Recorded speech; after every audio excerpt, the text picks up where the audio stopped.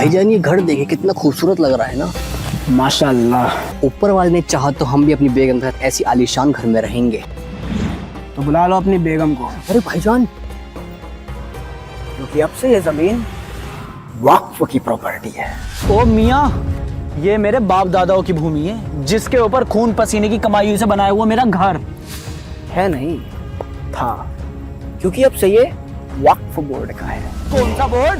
वक्फ board यानी कि मैं जिस भी जमीन पर हाथ रखकर ये बोल दूं कि मेरा मानना है या मुझे लगता है कि ये जमीन आज या कई सालों पहले किसी मुसलमान के पास थी जिसने इसे वक्फ को दान कर दिया था, तो अब से उस जमीन पर उसकी देखरेख का काम हमारा है। क्या बात कर रहे हो भाईजान? क्या सबूत है तुम्हारे पास कि ये जमीन तुम्हारी है? हाँ हाँ, क्या सबूत है तुम्हारे पास इस जमीन की मलकियत का? इस जमीन का एक एक कागज मेरे पास है, और अगर तुझे ऐसा लगता है कि ये जमीन तेरी है तो अपने कागज दिखा और ओनरशिप प्रूफ कर। हम अम्मियाँ इन्हें बताइए ना कि कागज तो हम ज्यादा दिखाते नहीं हैं, क्योंकि वक्फ एक्ट के सेक्शन 40 के तहत आपको ही अपनी जमीन की मलकियत का सबूत देना होगा, जो कि अगर आप नहीं दे पाए तो हमारा फैसला आखिरी होगा और आपको अपना ये घर खाली करना पड़ेगा। अबे होता कौन है तू फैसला सुनाने वाला? अब तू मुझे बताएगा कि ये घर मेरा है किसी और का है? तुझे तो मैं कोर्ट में देख लूंगा। नहीं देख पाओगे।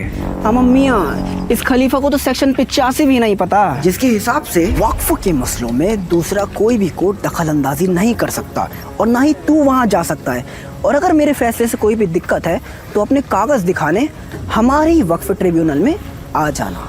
अबे कैसा एक्ट है यार ये, तेरे खिलाफ लड़ने के लिए तेरे से। एक सर्वे के मुताबिक दिल्ली का 77% एरिया वक्फ के अंडर में आता है, जिसमें शामिल है CGO complex check. Jawaharlal Nehru stadium, अगला Delhi high court, Delhi public school, IGI airport. Check. भाईजान, दिल्ली सल्तनत तो लगभग हो ही चुका है, अब अगला क्या?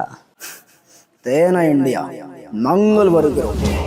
और साहब जी, अपनी बिटिया की शादी है अगले महीने, तो उसके लिए मैं अपनी जमीन का कुछ हिस्सा रेड्डी साहब के नाम करना चाहता हूँ, तो जो भी कागजाती काम है वो आप जल्दी से निपटा दीजिए। पर राम गोपाल, ये जमीन तो तुम्हारी है ही नहीं। क्या?